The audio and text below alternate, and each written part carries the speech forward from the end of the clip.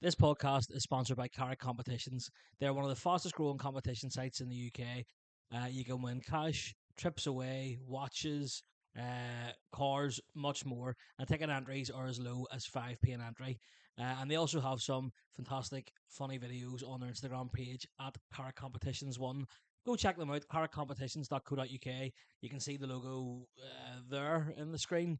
Yep. Hope you enjoyed today's podcast. Thank you. Welcome back, Kitchen Talk, episode 24. We're joined today by, you're not the first non-comedian guest, but suppose you're the first political guest.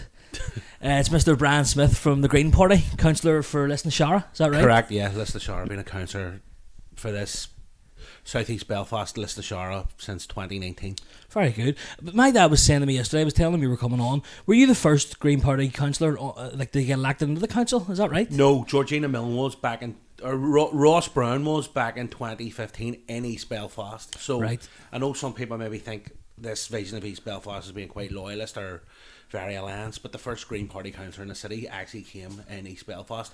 Ross was a Green Party councillor for a couple of years, and then he got elected really young. He was about 25, 26 when he got elected. Then a couple of years later he realised it wasn't for him, and now he's a DJ in the summer in Ibiza and in the winter in the Alps and all the ski resorts. But you know what? He probably made a better choice. That's some career move. Do you know what? He's doing really well. He posts pictures up all the time at pool parties and all, or at the top of mountains in the middle of winter. Just then going, that's a life. And I think it's probably better than arguing with the government and everything. Arguing about bin collections. Do you know what I mean? It's a much more glamorous lifestyle. It's definitely different. I've mentioned to you before you came with a couple of things I wanted to talk about. Suppose the best thing to start on would be sort of the rise in the Green Party, I would say. Not just in England, but also here. I mean, I've seen you on TikTok. That's how I first saw you. Yeah. And it seems to be that they're becoming more and more popular. I suppose my own ignorance is I always was aware of the Green Party, but I think in my head I just had it as a purely environmental based sort of party. But it was actually from seeing your TikToks and learning more about them, I realised that it's not necessarily the case. They're actually more a left leaning party more than anything.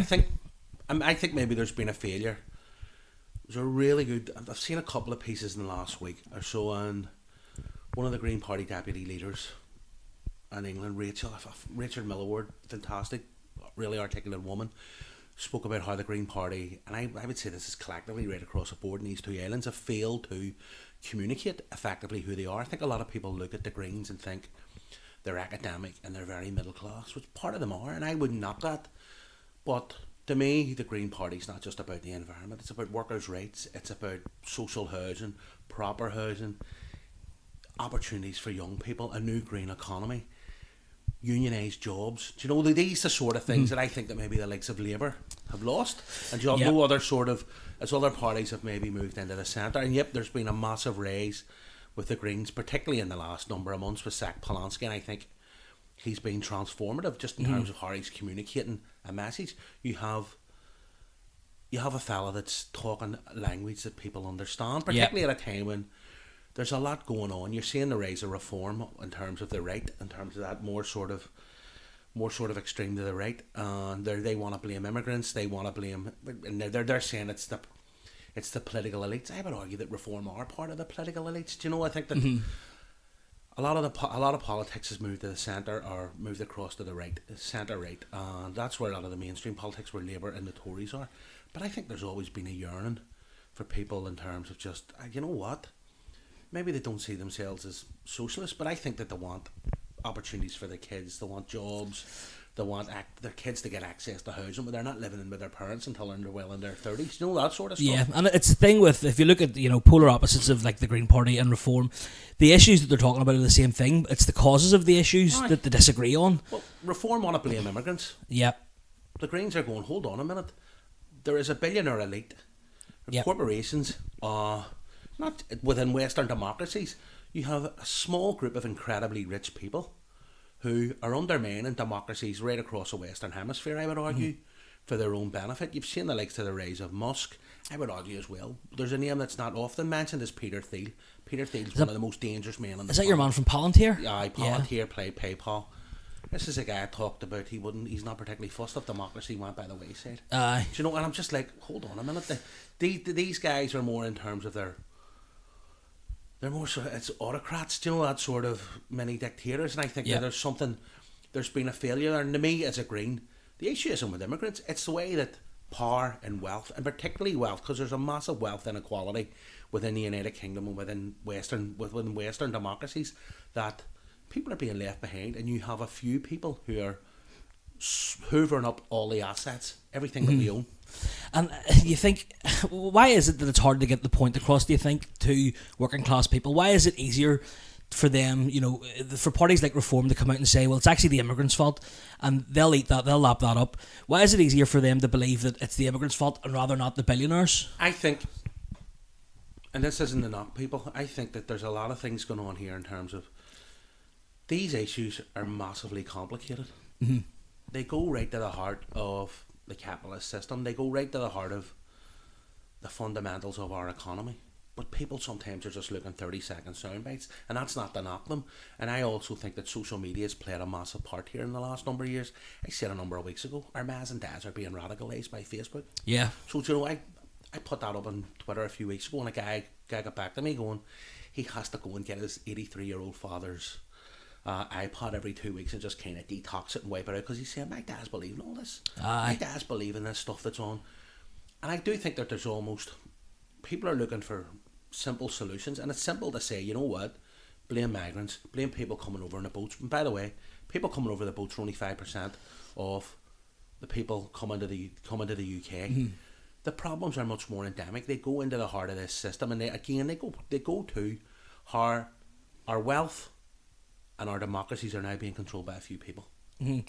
I also sort of thought, like, I feel like some people, not everyone obviously, but a lot of people working class or whatever, feel like they can achieve millionaire status, maybe not billionaire status, and they don't want to sort of hinder themselves in the belief, do you know what I mean? Like, they believe that they can reach the status of being a millionaire, and they don't want to sort of go towards a party that maybe wants to, increase taxes for the wealthy. But here's the thing, it's not about, we live in a society where people who are on £25,000 a year think people who live on maybe £50,000 or £60,000 a year are loaded, and they're the ones doing better. Yep. But you know what? Actually, they've got similar pressures here. All right, they're getting a few more quid, but they're not the enemy. The people on 25 grand and 60 grand are not the enemy, and the people who are hoarding our wealth are a small group of people here who are worth tens of billions of pounds. Corporations that are worth tens of billions of pounds, and for us, it's about redistributing that wealth. These are our assets. These are our homes that are being bought up. When young people are trying to get on the housing market, you're seeing homes being bought up by large property firms. Do you know, for years, slight sidetrack, for years, the fastest growing economy, the fastest growing businesses in the UK were fast food businesses. Do you know what they have been in the last 2-3 years? Property companies, because everybody's getting into it. And listen, I don't begrudge people get into that thinking, you know what, this may be a way to make money.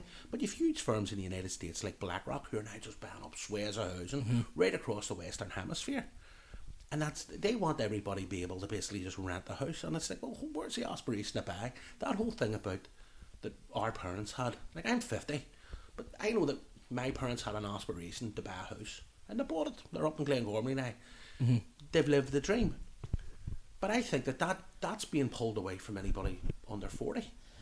Especially single people. I mean, I have a few mates that have bought houses, but as a single man in his 20s, you look at the housing market and you think, how can you do it? Listen, I'll give you my example here. Me and my wife recently separated about 7 months ago. It's all long ago. But I was separated. I moved out of the house. I'm renting. I'm paying £900 a month for an apartment. Mm-hmm. It's dead on. I can afford £900. I'm doing okay. I made about 48 grand last year between. I'll be upfront with the people in terms of what I've earned. I earned about 20 grand in the council between about 16-17 grand is my basic allowance, and I get 3-4 grand a year as party group leader. So the bigger the parties, the more you get in terms of being a party group leader. So I made about 20 grand. I'm also working part-time hours in a children's home. I made about 27-28 grand. So I'm doing alright. I can afford that, but I know that for a lot of people that they can't, and they're basically running. Wages have stagnated. Rents are getting higher. Mortgages are getting higher. People are feeling caught adrift. And for us, it's about, you know what, actually, let's tax the uber rich. If you are worth more than £10 million, and you have assets of worth more than £10 million, well, you'll get a wealth tax of 1% a year. If you're worth more than 100 million, you'll get a 2% wealth tax. And I think people will say, well, they'll get up and they'll leave. Well, if you want to leave, you know what? There's going to be an exit tax. How come places like Norway have a sovereign wealth fund worth £5 billion, and other places around the world have had wealth taxes? Yet over here, in the United Kingdom particularly, under Thatcher, we sold off our water, we sold off our rail, we sold off all our assets. We've no family silver now. We're skint. We need to be starting to renationalise these things. And this isn't communism. Yeah. This is about taking it back to where people have control over what they own. And nobody can tell me that our water is full of shit. Do you know what I mean? You look at Loch Ness. Yeah. You look at the water companies in England as well. You look at rail. Rail's not cheap. Public transport is a farce. So somebody tell me that privatisation has been a benefit, because it hasn't. Privatisation has been a benefit for those shareholders, for those people making massive dividends. It hasn't been a benefit for me or you or our parents. And I think Thames Water, that's one that's, I think they're looking to sell it again. Aye. Yet again. Where did it cut off from? Just where you were talking? Just where I was talking about Thames Water. I can edit it all out, so it'll look seamless, don't worry. Don't worry. And so I think England's a bit different, obviously, because they have their water isn't privatised, or their water is privatised. Ours isn't. Sure, it isn't. No, but it's NI Water is a government co. It's a GoCo. It's the same as like TransLink, for example. It's like I suppose, an arm's length body. Is that a fair enough thing as well? But you look at our infrastructure. I mean, like, how much was spent on that big train station? 330 million. And where can you get a train to? That's, you know, they used to have. I don't know if you've ever seen like a map of Ireland. Like, I think it was around the 1800s, maybe, of all the train lines you used to have. Green nerds geek out on that. Green nerds go absolutely mental for that. And you just think, like, why don't we have that? There's no reason. Because in the 1950s, there was a guy called Beeching. It's called the Beeching Report. And he basically recommended, take away all rail. We're all going cars. It's going to be roads and roads and roads. Right. And at the time, they thought, roads is a way to go here. But as we're seeing, the more roads you build, the more cars go on the road. You look at Los Angeles, they've 15 lanes of traffic. Aye. And the more lanes you put, the more traffic. There's got to be other ways to transport people. So yeah, again, public transport's a massive thing for us, and it's stuff that I kind of geek out on. You're talking about infrastructure. I'll give you another statistic. For every pound that's been invested in infrastructure in England, Scotland and Wales, we've only invested 27p in Northern Ireland. A quarter of it. You go back, there's historical reasons around the Troubles. A lot of the reasons why we're so far behind is because there's security issues here, you know, and that we all our money was going towards that. But we've still never invested in our infrastructure properly in the last 28 years under this successive Stormont governments. I think, one of the things that I know that we're putting money into is active travel. I would argue we're not particularly putting money into it. We're not putting enough. No. Well, there was a report done. I can't remember who it was. There was sort of like an audit done a few weeks ago, and they basically said, yeah, I don't want to say how I know that, but there was a report done, and it was the same. But there's that law that's governments in Europe have to put so much of their budget, 10%, and it's the 10%. Same. It's in the climate target in Northern Ireland, but I think at the minute we're about 1%. And I did a bit of work in it, and in active travel, that was where I did my first year. And like, you know, the idea that they have is you build the facilities and people will use them. You build it and they will come. I don't know if I buy into that, though, to be honest. But okay, well, I'll give you again another example.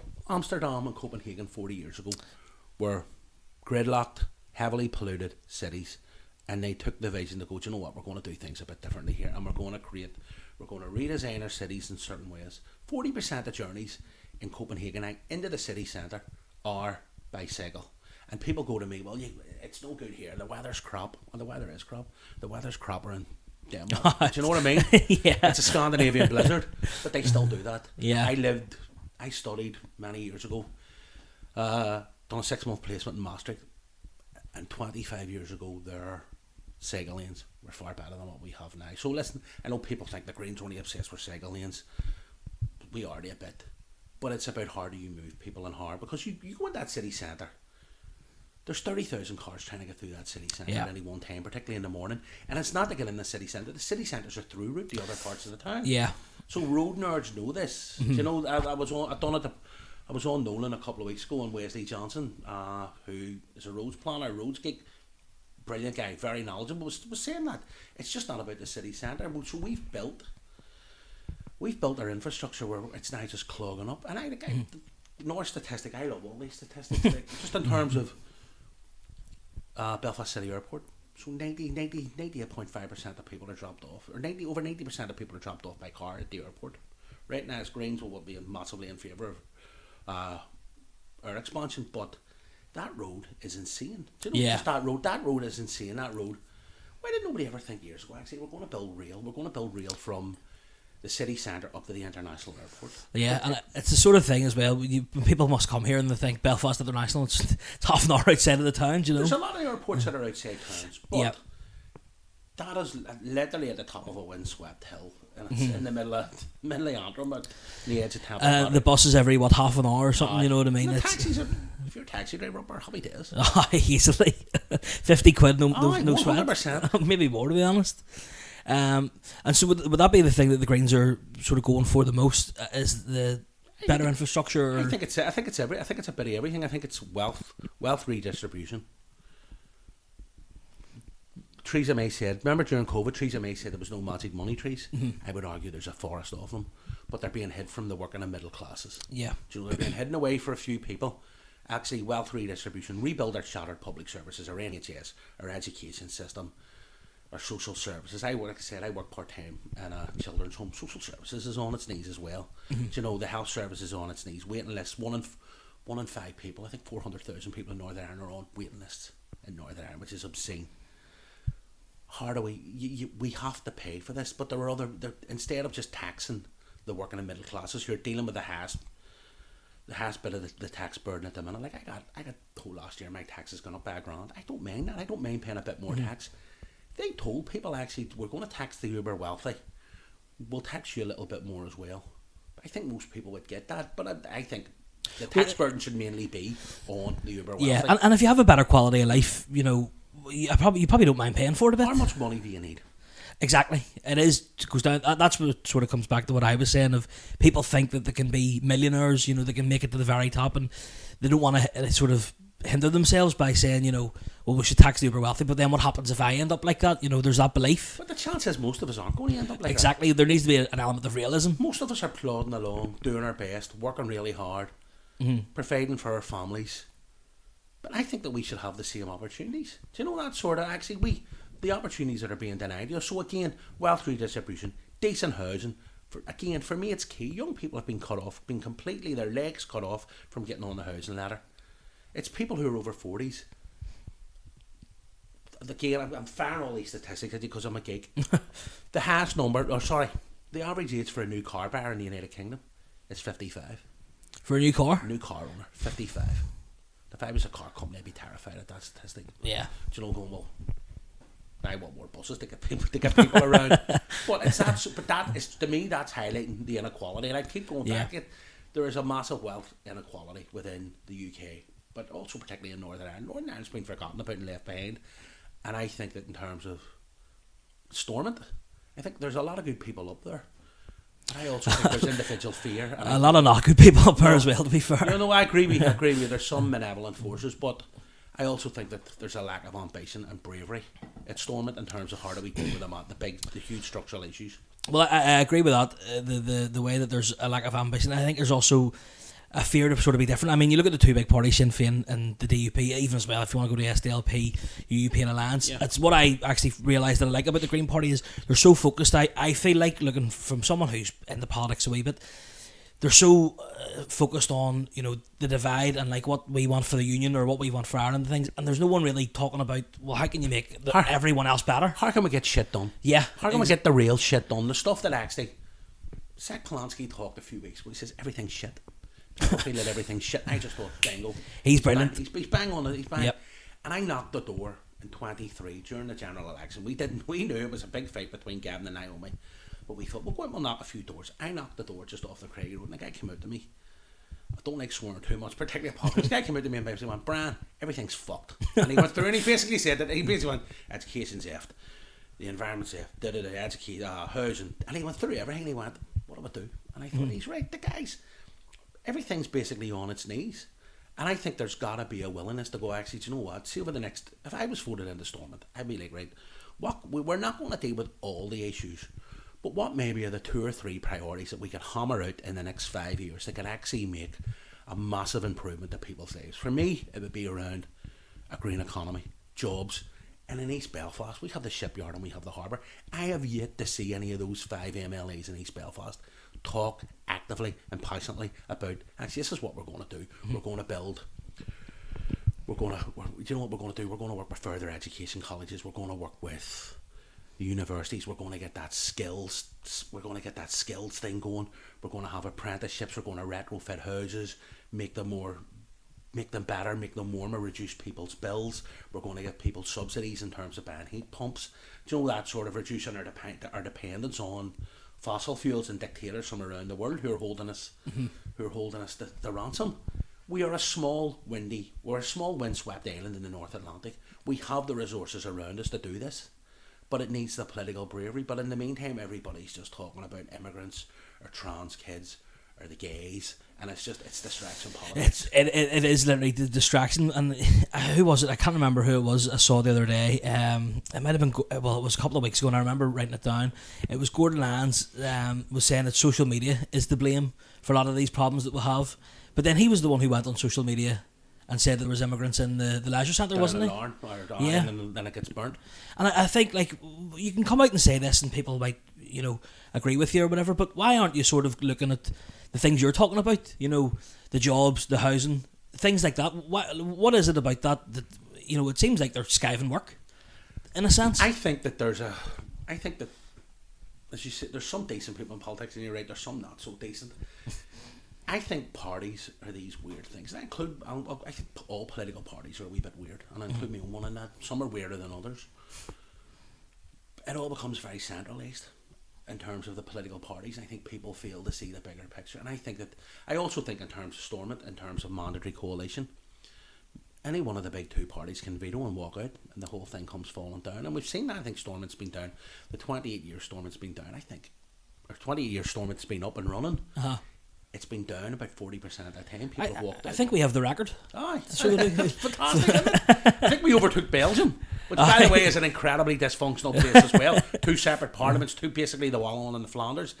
They're basically us without the murder. Do you know that sort of? So fair play to them. More chocolates. Yeah, without the troubles. But I think that I just think there's been a lack of bravery, a lack of ambition, and more sort of vested interests.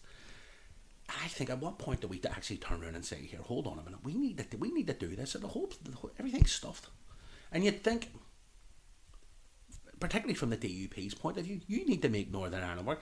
I can understand the Shinners basically going, well, it's not in our interest to make Northern Ireland work. We'll try our best in some things, but it's not. we have aspirations of a 32 county All Ireland, and okay, I respect that as an aspiration. But I get frustrated with the DUP because I'm going, this is right in front of you. If you want to make Northern Ireland work, you're going to have to build a broad, inclusive union. And do you know what that means? That means people from the other side. That means they talked about for years that nationalists were economics. There was a lot of nationalists that were economic unionists, and I agree, because I would have, as somebody who grew up in a nationalist background, I would have said I was an economic unionist for many years as well. But I think Brexit has undermined the constitutional status of Northern Ireland, and it's made this place poor. And it's made the UK more isolationist. As I say, it's made it poor. I think it's £100 billion a year lost to the UK economy. So what's that to the Northern Ireland economy? Do you know, we're dependent on subsidies here. When I say that there's nothing in terms of how can we what resources do we have? Well, we have natural resources there, so why can't we be building a green economy? Why can't we be getting skills base? Why can't we be working with further education colleges? I would love to see something in East Belfast where we're taking working class kids and we're giving them apprenticeships, lifelong learning. Because I'm going to say something here to get a bit of kickback. Who's been the biggest recruiter in terms of young people in East Belfast the last 25 years? UVF.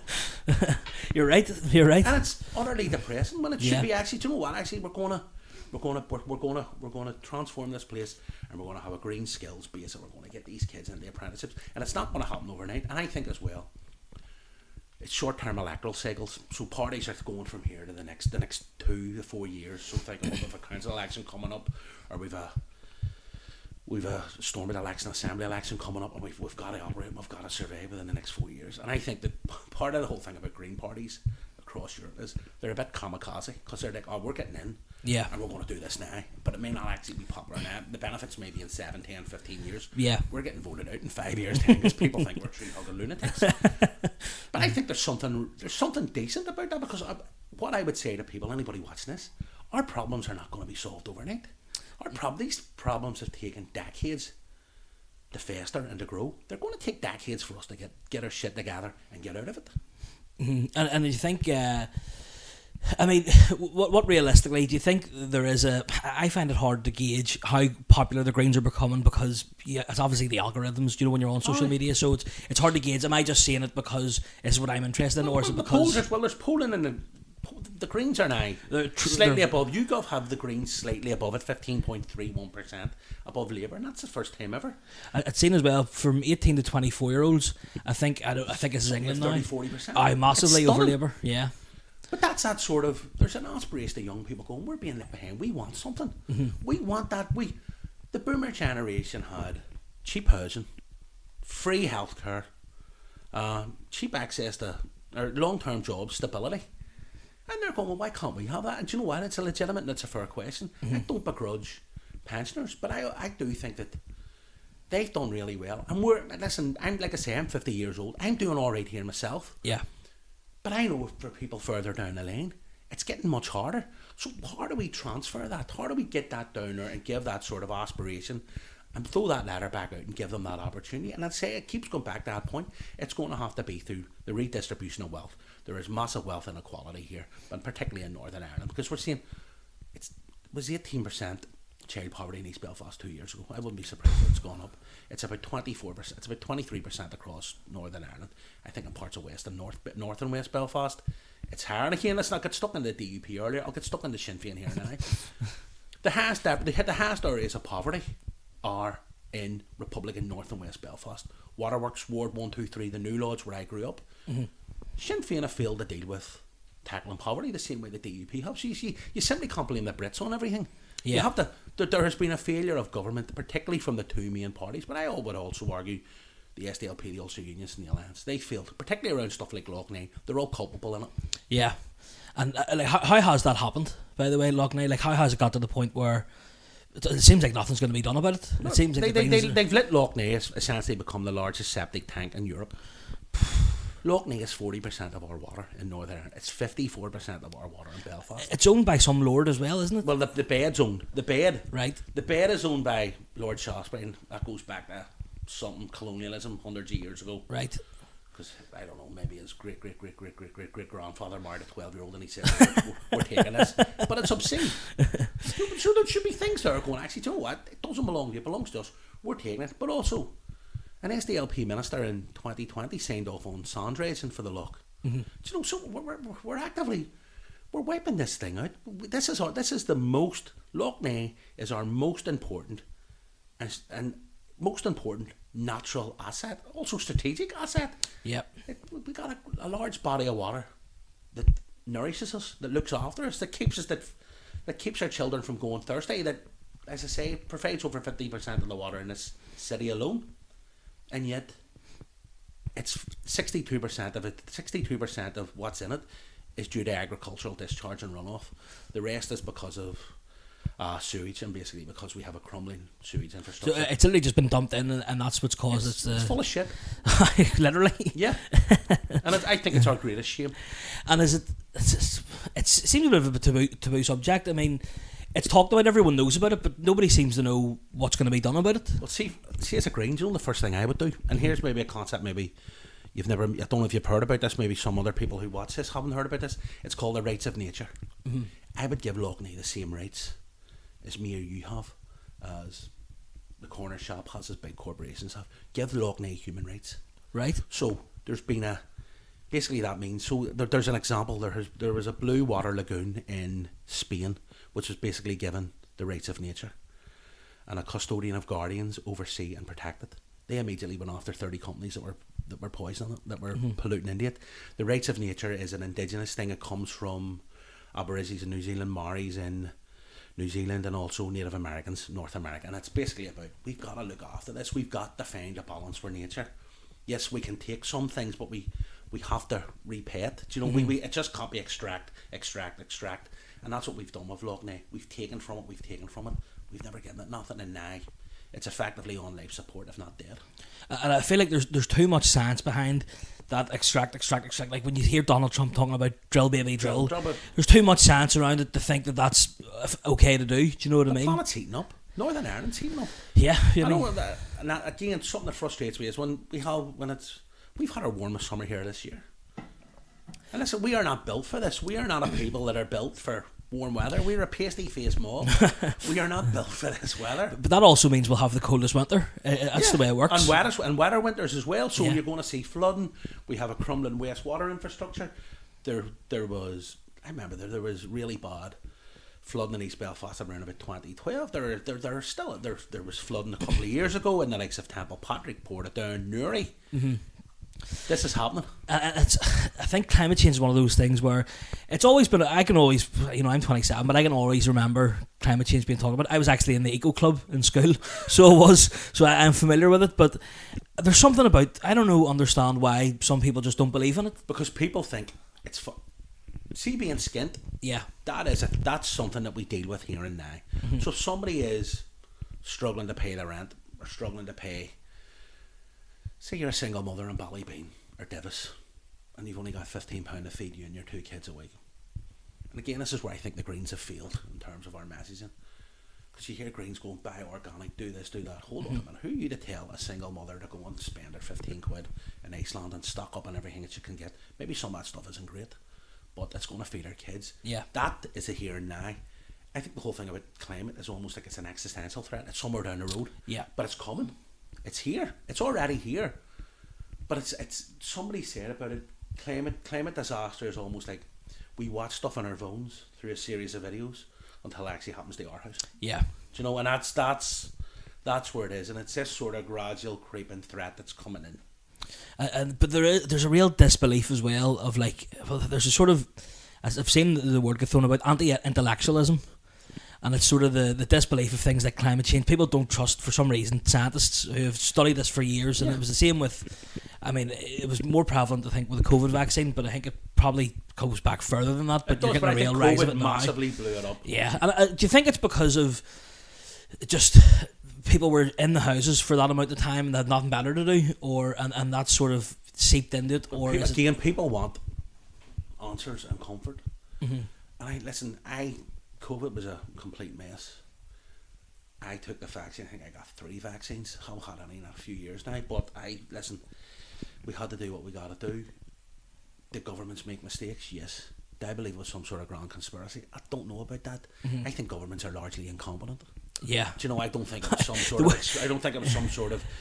Because they wouldn't be able to do it. No, I don't. Like, I remember, Chris, the only thing I've ever agreed with Jeremy Clarkson on was when he turned around about COVID and he went, do we seriously think this was some sort of huge governmental conspiracy?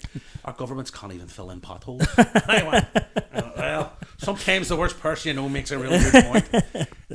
I think there's been a breakdown of trust. I go back to things as well. I don't know if you remember Michael Gove saying years ago, we're sick of experts. So there's almost been, the science is there.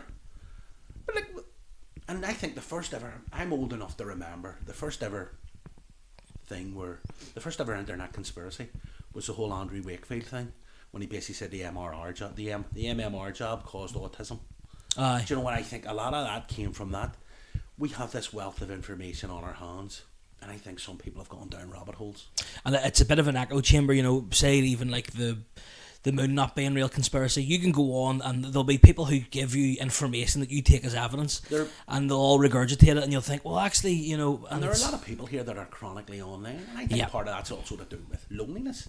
There's a lot of people who are lonely, mm-hmm. and I don't think this system kind of helps. Do you know what I mean? I think a lot of people feel disempowered. All sorts of people. I think again, I've heard. And I think I think there's guys out there like Andrew Tate who have tapped into this, dangerous people talking about how white boys have been left behind. Mm-hmm. But I think white boys, they've been left behind because other people have been left behind first before them. Yeah. But I think that's due to this system and this. Everyone's being left behind. Everybody's being left behind. It's just got the white boys now. Yeah. But who's next? Do you know? And it's that whole sort of people are feeling disenfranchised and left. Well, it was. Do you know what? It was people who were LGBTQ. It was people who were of ethnic minorities. They were the ones left behind at the start. They were the ones treated like crap. They were the ones who were scorned on. Do you know, and I think there's a lot of disinformation online, and I think that I'll give you an Northern Ireland example. I think that there's at any one time there's maybe a couple of thousand people at least online all the time looking for something to be the rage about, to be offended about. 100%. So it goes on Belfast Live, or it goes somewhere else. It ends up in known, it ends up in the radio. It's talked about for 24 hours, then we move on to the next thing, and that's the way it works. And I said a few weeks ago, I was on Talkback, and I was up against Ben Habib, the advanced leader. He used to be part of Reform. He loves Brexit. He doesn't like a wealth tax because he's loaded.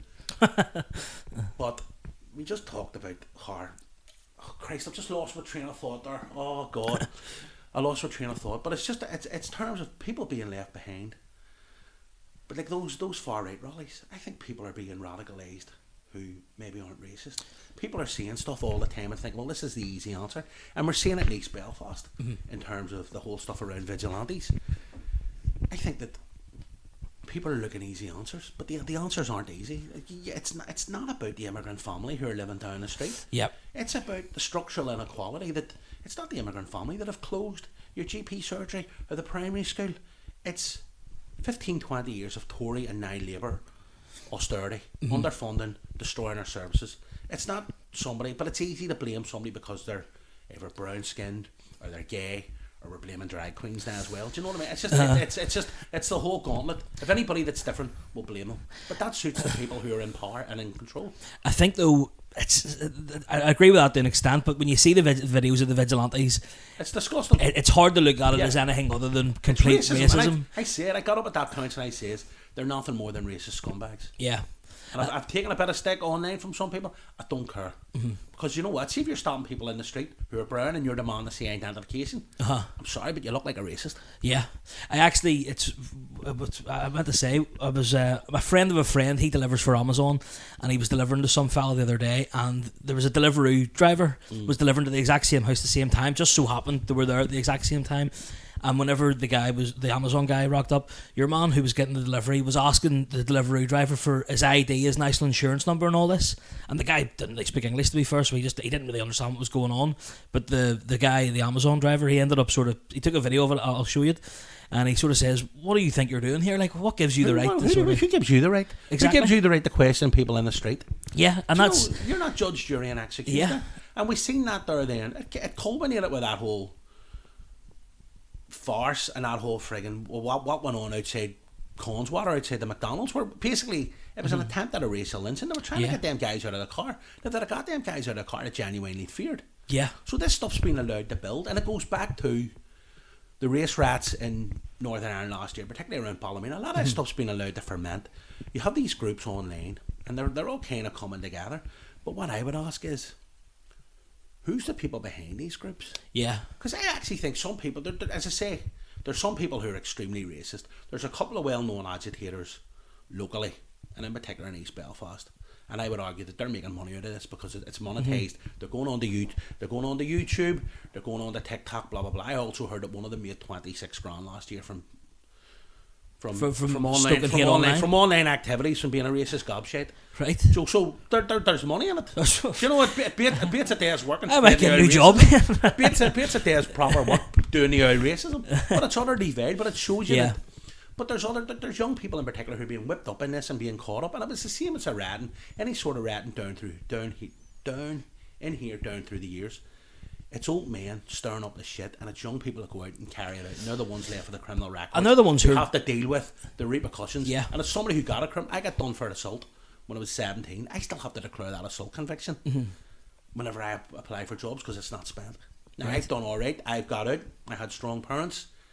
I've done something stupid. These kids are going to be left with that on their record for life. And as a 50-year-old man, if I fill in a job application, I still have to fill in that I got done for assault in 1993.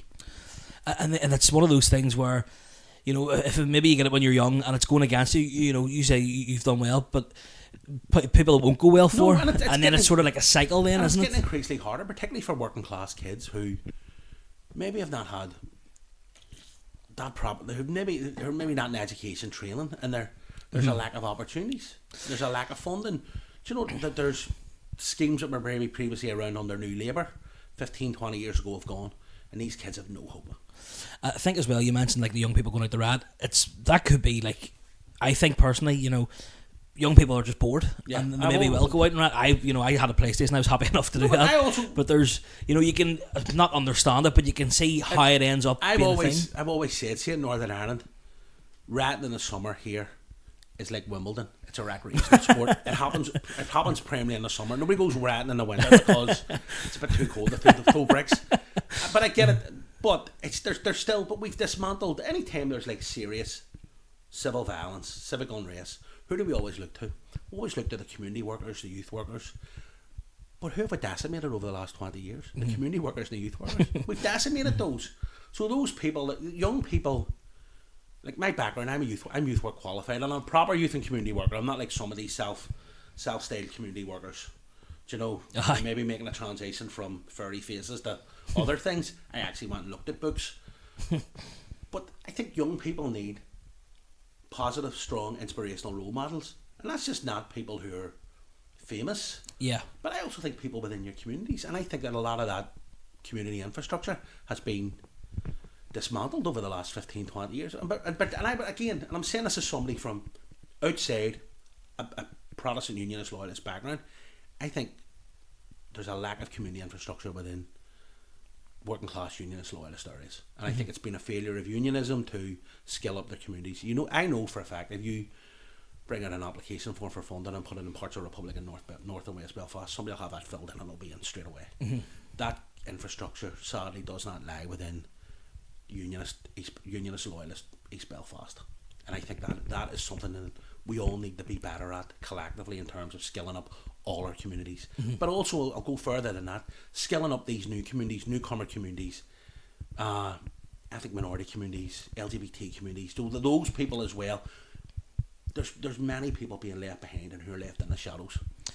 And why is that maybe that those communities aren't being skilled up and things like that?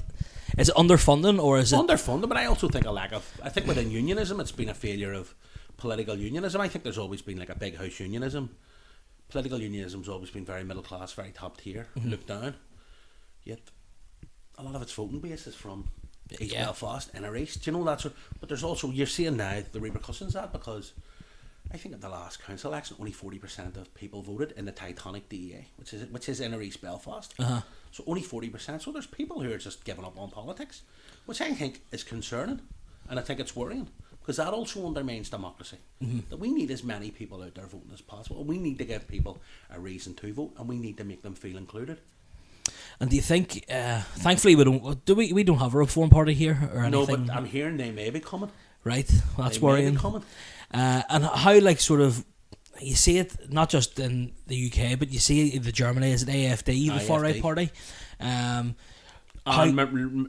Marie Le Pen's Nationalist Party. I think they're on the verge of taking over government in the next election. And how worrying do you think that is to see the rise of just actual far right politics? I think it's terrifying, because there's always been in history, it's authoritarianism dressed up as democracy, but it's stripping away our basic rights. I'll give you an example. You're hearing Reform now talking about wanting to pull out of the European Convention of Human Rights. That's our workers' rights. That's our rights if we're arrested or detained. These are our fundamental human rights, which, by the way, were created largely by British politicians and lawyers in the 1950s in the aftermath of the Second World War. And the only two nations in Europe that do not sign up to the European Convention of Human Rights are those two well-known fabulous democracies of Russia and Belarus. It's mental. But I would say something here, and I know that the newsletter came out a few weeks ago and said we need to pull out of the European Convention of Human Rights. I'm going, if you're doing that, Reform are already talking about, well, we want to renegotiate the Good Friday Agreement. Well, see, if I was an Irish Republican or I was in Sinn Féin, I'd be saying, right, all right, you want to renegotiate that and you're going to take that from us. I'll tell you what we want. We want a border poll. Yeah. And then the catso. And there's a 20% demograph in Northern Ireland of others, Alliance, Greens, floating voters. How do you think, at that point, you have two blocks of largely have stayed at 40% the last 10, 15 years, but you've got a rising block now. It's gone from 5 about 30 years ago to near 20%. That's the block that's going to decide any future border report. If I was a unionist, I'd be going, we need to keep the European Convention on Human Rights. Aye, yeah. It's in our interest. Because you know what? Brexit undermined the constitutional status of this place. We know it has. David McCann, the political correspondent, commentator, said maybe in 10 years' time somebody from the DUP will actually hold their hands up, man. That was a bad idea, lads. We got it wrong. Well, why do they want, I haven't followed this, but why do they want to pull out of the Human Rights Convention? Because they think it'll stop immigration. Right, okay. And how does that even work? Stop the boats, we'll be able to chuck them back to France. We'll be able to... Is that what it is? But I think it's part of a bigger thing, that reform are very much tied to the uber wealthy. Yeah. And those sort of technocratic, autocratic billionaires who are basically going, strip away our fundamental rights. They want to make Britain basically a low wage Singapore. Mm-hmm. And that's where they want to go. Basically, you take away, we're losing the fine of, basically make it cheap labour, not much aspiration. Mm-hmm. The wealthy do very wealthy, the rest of us just struggle on.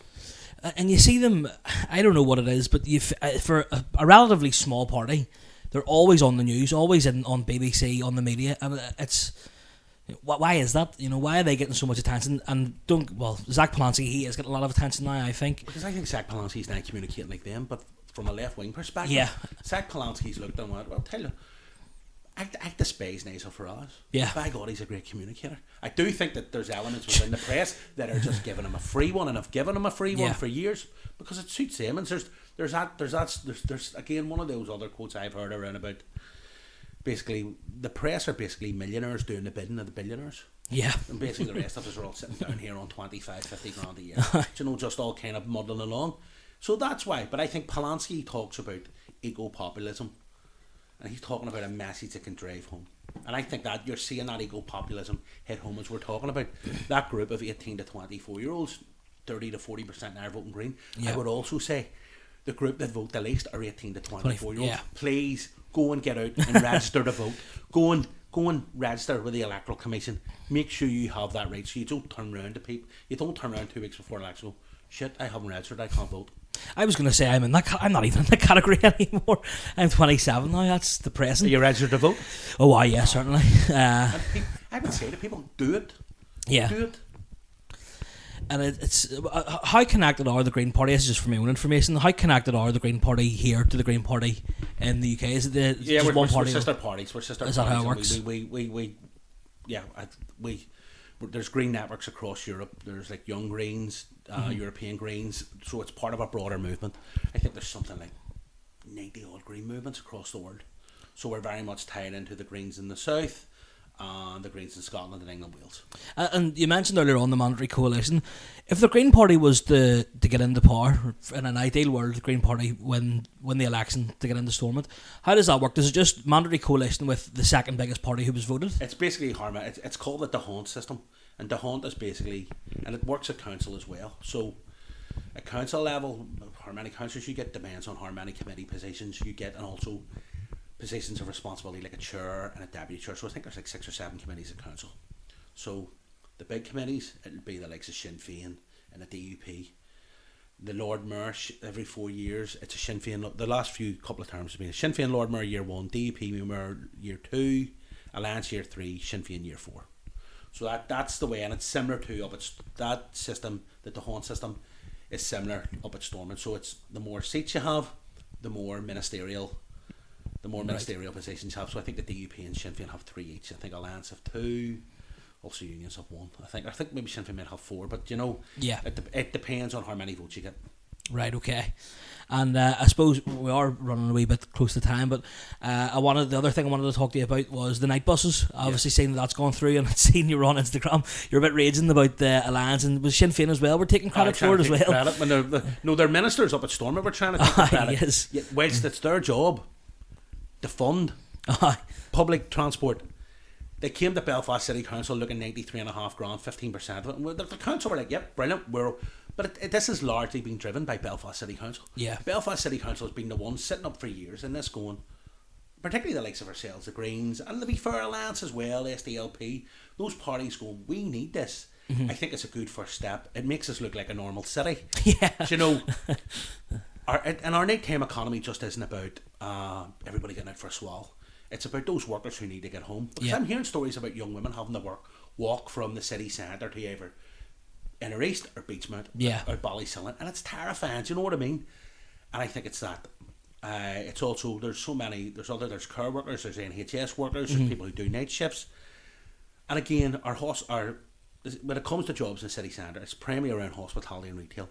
Those jobs are largely women and young people, and they're mainly working class, and in a cost of living crisis, they're the type of jobs that we need to be protected. So it's a good first step. We'll keep pushing it to go further. Let's see how this goes. We've got a year's funding. I would like to think that they would be brave enough to go. Last year was a real massive success. On the 4 weeks they had over 17,000 people, and that was after they ran late. There was a bit of a strike.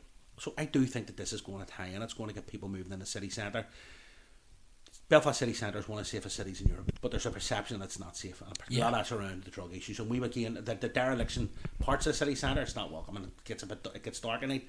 It's not particularly nice, particularly around North Street, Lower North Street, and you have the Cathedral Quarter just across the road, and it's vibrant and it's bouncing, and it's £8 a pint. It's metal. We need that on the manifesto, by the way.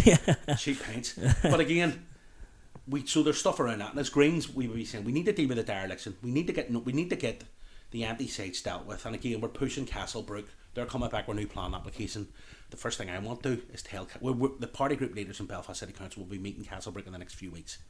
And I'll be saying as a Green Party leader, first thing you're going to do is get rid of that bloody name Tribeca, because it's nothing to do with this city. And then you're going to come back. What one, sorry? Tribeca. Do you know that they had the whole North Street, Lower North Street? It was initially called the Tribeca scheme. Tribeca's New York. Yeah. And I was just like, it's got nothing to do with Belfast. I think that was part of the reason it built up a lot of resentment. People going, it's not. People going, call it the Half Bop or call it the Enlightenment Quarter. There was other names. But give it something that's unique to Belfast. But also they need to come back now on a much serious note with plans, and that needs to include green space, social and affordable housing. We need to get people into the city centre. That's another big challenge. And again, the drugs issue is massive. Drug deaths in Northern Ireland have doubled in the last 10 years. We have a serious drug issue in the city centre. We have moved the other political parties, and I don't like Greens will never be in power like the Shinners or the DUP, but what I do think our strength is the strength of ideas. So one of those ideas that we've been pushing, and most of the parties in the council are all on board, is around an overdose prevention facility. Like what you see in Scotland? Yeah, in Dublin, and then there's over 200 of them around the world, 50 in Canada alone.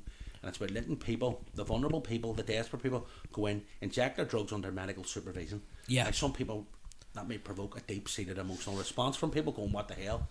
They're taking the drugs anyway. Do we want them down? Do we want families dealing with trauma? Yeah. Do we want the police to become de facto social workers and ambulance staff because they're getting them up to hospitals or having to sit with them for hours? These people are going into the criminal justice system. They're being criminalised. They're already addicted. They're going into prisons that are full of drugs. They're coming out. You can never break that cycle of addiction. So how do we free up deal with that? But that's not just about dealing with the vulnerable. That's also building collective community safety, reducing needle usage, reducing needles on the street, the ground drug paraphernalia. So for the people who live, work and socialise in the city centre, making it safer for them, building up that collective community safety, but also freeing up police resources to go after the drug gangs further up the ladder. Yeah, and I agree with looking at drugs as a public health issue rather than a criminal issue. 100%. I mean, it's clear all over the world. You know, you see it in Portugal, you see it even in America with the legalisation of grass. Yeah. Do you know what I mean? But no, I like the idea of that, and I think with the night buses as well. I mean, like it doesn't take a genius to work out that it's so needed. Like it feels like any time you go out on a night out in the town, it's a hassle to get home. You can't get home, and then when you can't get home, it's near 40 quid in the taxi. Do you know, I had a young couple quote to me a few months ago. They were quoted 30 quid from a taxi from the city centre at Bloomfield. It's nuts. Their mom said to me, I wanted to drag the driver out because the drivers go off meter. You know, but it's just. But the taxi companies are even saying as well, we need this because it'll actually free up. Night buses will free up taxi drivers. Taxis, because that means we will have more taxis. So they're actually for it as well. I thought there might have been pushback. That's what I was going to ask. Well, they're publicly saying that they're for night buses, so I think that's to be welcomed. It's a good story, but we need to go further. It's a good start. So if we're going to finish on a happy note, I think it's a good note. But I still think there's more work to be done with the city centre. And how sort of detailed is what stage is it at? Like, do you have plans on what times they'll run from or anything? I think they'll run about 1:30. I think the last buses will be about 1:30. Now, there's people still going, well, here, we want to being Thompsons to 3 or 4. But that still so that helps might free up things. taxis. Yeah. That might free up taxis for you to get home. You just need to open the bars longer now, and then we'll be you know flying. what? I lived in England for years where the bars were only open to 11 o'clock. I remember the first night going to a bar in England, and it was last orders at 11:15, and I became emotionally distressed. Do you know, just like, what? So I know, but there is issues there in terms of the licence, and there's a licensing consultation, and I think that we do need to have a much more progressive licensing. I've been to Berlin loads of times. Mm-hmm. Great city. Great city. And there's some bars that are 24 hours. My days of drinking to 5 in the morning are long gone. I just maybe like drinking about half 11, 12 then. Either stumbling home from somewhere just off the Ormer Road or getting a taxi back. But I do know that if you're young, you want to go out and you want to enjoy yourself. But also in Berlin, there's a culture of people didn't go out till 11 o'clock. Yeah, and you can drink on the streets and everything in Berlin, and you just leave your bottle down. I remember that. And there's plenty of recycling, and it's Berlin's such a city. It's brilliant. I absolutely loved it. Yeah, it's one of my favourite places in the world. And I remember getting a Carlsberg Elephant in a corner shop for €2 or something. 7% Carlsberg. It was lovely too. And the guy we were with, he was a fella from Cavan, and he says, just leave it in the ground. And I was like, what do you mean? He says, the homeless people, they'll come round, collect the bottles, get the money. Said, what a beautiful society that is. I know, we went here where somebody would chuck a bottle at you. Exactly. Or somebody would kick it over and go, oh look, somebody clean that up. But no, I know. But I think this is about trying to make Belfast like people say we can't have nice things because there's always ASB, there's always stuff. I think part of that's a legacy of the Troubles. The only reason we can have, you start to do things, start to test the water. Yeah. Start to move things forward, be a bit more progressive, relax, but also take the learning, take the data. If the night buses aren't working in one place, well, where can they work maybe better? And it's using that data and it's making it better. And it's giving people a city that can be proud of. People love this city anyway. But I do think if we get Belfast city centre right, it's going to benefit all those corridors across the city, whether it's the Shankill Falls, the Craigie Road, where there's 70 independent businesses, which I'm really passionate about, the Ormer Road, the Lisburn Road, Inner East. Start building, making a more interconnected city. Yeah. I definitely agree, Brian. It's been absolutely fantastic to speak to you. And I hope I've been better than speaking to Nolan every week. Nolan's alright. I might get him on next time. Put in a good word for us. I will do. Thank you very much, folks. If you've enjoyed listening to Brian, give him a follow. Your Instagram's Brian Smyth GPNI. That's right. That's Instagram, yeah. Instagram, and he's on TikTok as well. That's how I found him. Give him a follow. What's your TikTok? Oh Christ, I forget it. You're alright. I think it's Brian Smyth 99. I think it's Brian Smyth. If you just even Google Brian Smyth, you'll get me up. If you go and look for some ginger tree hugger, you'll find me. Just as well, I've got Wafflers on Thursday. This will be out tomorrow, so there's still a few tickets for Wafflers on Thursday. Come on down, and thank you for listening. Thanks very much, Brian. Cheers, mate. Thank you. Thank you, mate.